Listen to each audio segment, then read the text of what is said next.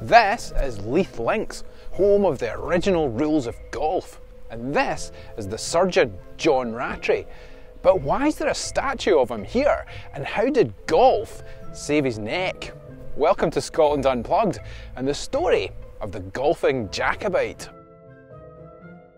John Rattray was born in Craighall Castle near Blairgowrie in Rattray on the 22nd of September 1707.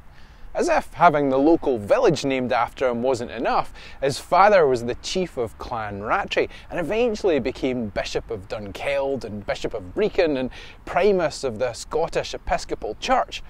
That's a pretty decent start in life for anyone, but John had an age-old problem. His older brother was the heir. He was just the spare. James stood to become clan chief and inherit the lot. So John made his way to Edinburgh to learn a profession. He was apprenticed to the surgeon John Semple for 7 years. Then he began practising on his own in 1735.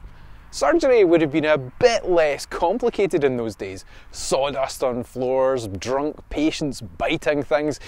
You really didn't want to see a surgeon back then. In the days before anaesthetics or infection control, operations had something like an 80% mortality rate. Surgeons weren't even considered to be proper doctors. The main skills required would have been speed and dexterity. The 19th century surgeon, Robert Liston, famously performed an amputation in 2.5 minutes, but his most notorious case had a 300% mortality rate when he accidentally cut off the fingers of his assistant and sliced through a spectator's coattails. The patient and the assistant both died of gangrene. The spectator expired from fright. That's the world Rattray worked in, but he did well. And in 1740, after passing a bunch of exams, he became a freeman of the Incorporation of Surgeons of Edinburgh. He was a high flyer, but work wasn't everything. He had other ambitions. He was really into archery, and he joined the Royal Company of Archers in 1731. He was good at that too. He won the silver punch bowl 4 times and their silver arrow twice.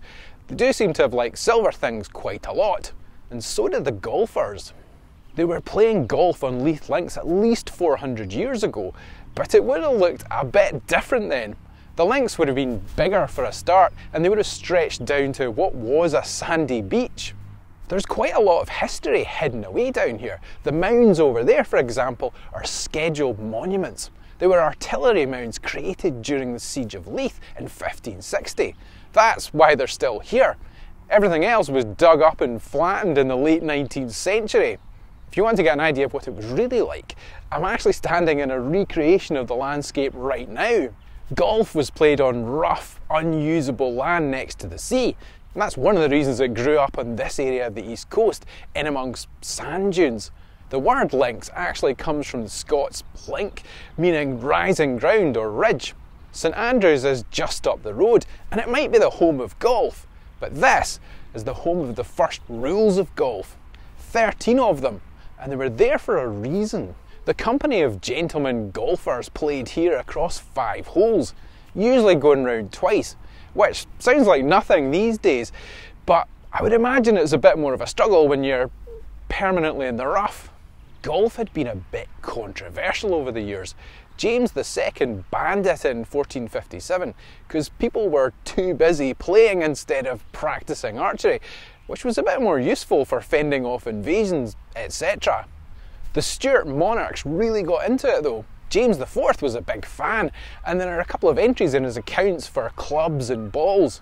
We know Charles I played here in 1642, and James VII and even Mary Queen of Scots are said to have played here at some point, although Mary Queen of Scots is said to have been everywhere at some point. There is a story that the first ever international golf competition took place here in 1681.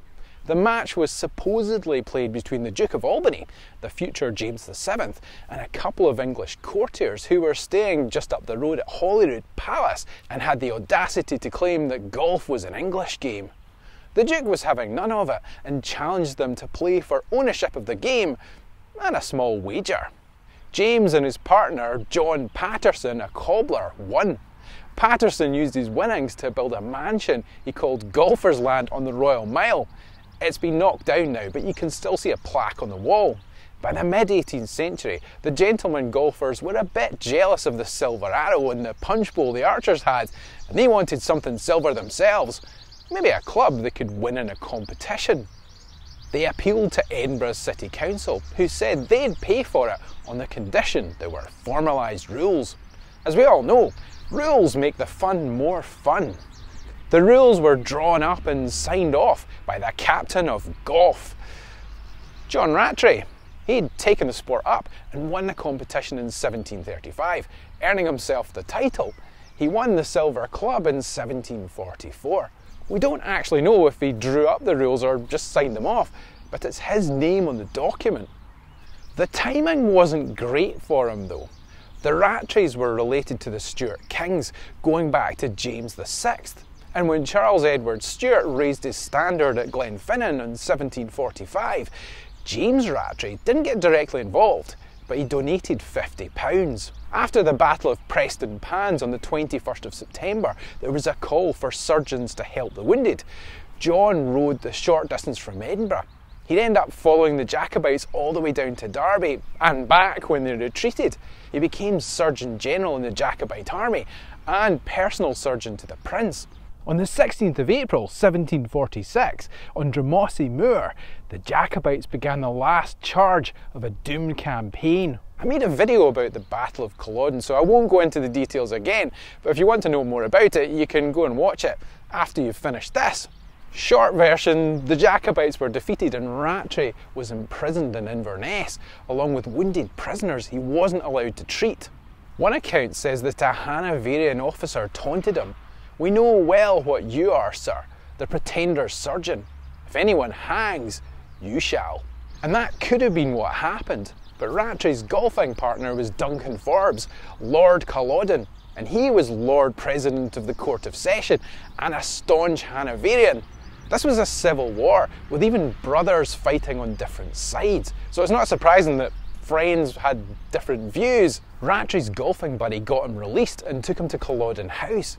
He tried to persuade him to give evidence, but Rattray refused, saying he'd rather go back to Inverness jail. When he returned to Edinburgh, he was arrested on the orders of the Duke of Cumberland and sent to London. He confided in a friend about the Lord President's advice, and it got out.